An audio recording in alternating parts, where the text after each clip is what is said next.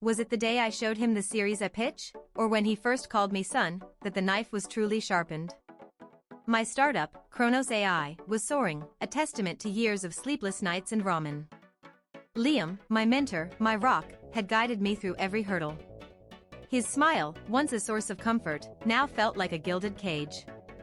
A chill ran down my spine, a premonition I couldn't shake, as he praised my latest projections. The board meeting was a blur of backhanded compliments and subtle undermining. Liam, with his usual charm, steered the conversation away from my innovations, instead highlighting market stability and experienced leadership. I felt a growing unease, a knot tightening in my stomach as he meticulously chipped away at my authority, turning my achievements into collective wins and subtly implying my youth was a liability, not an asset. Whispers followed me like shadows. Key employees, once loyal, began to distance themselves, their eyes filled with pity or veiled judgment. Liam had been busy, cultivating a narrative of my burnout and erratic behavior. My once vibrant office felt sterile, the air thick with unspoken accusations. I tried to confront him, but he deflected with practiced ease, his concern a thin veil for his insidious machinations. The email arrived on a Friday evening, a sterile, corporate missive informing me of an unanimous board decision to restructure the leadership. I was out. Kronos AI, my creation, my dream, was now Liam's. The world tilted on its axis. The betrayal was a physical blow, leaving me gasping for air, the bitter taste of ashes in my mouth. My mentor, my father figure, had orchestrated my downfall with surgical precision. Days bled into weeks of numb despair. I replayed every conversation, every interaction, searching for the telltale signs I'd missed.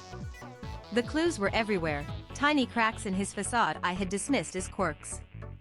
The late-night calls he took outside, the private meetings with investors I wasn't privy to, the way he subtly steered my decisions towards his own hidden agenda.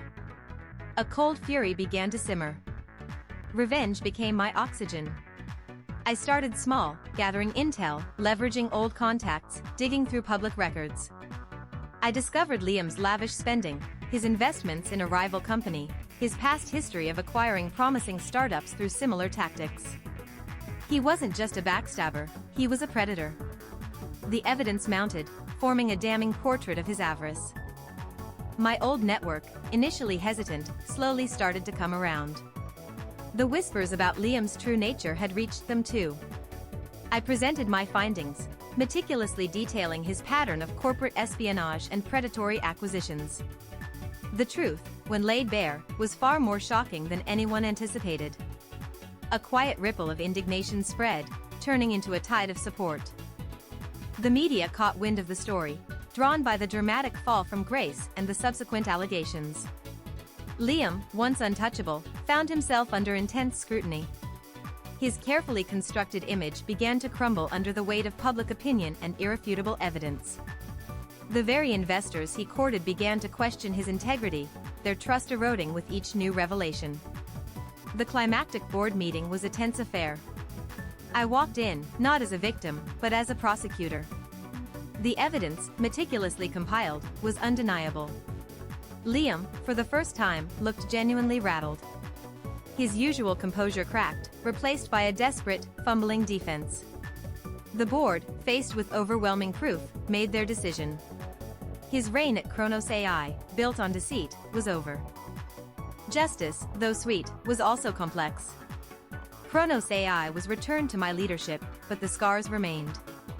Liam, stripped of his reputation and wealth, faded into obscurity.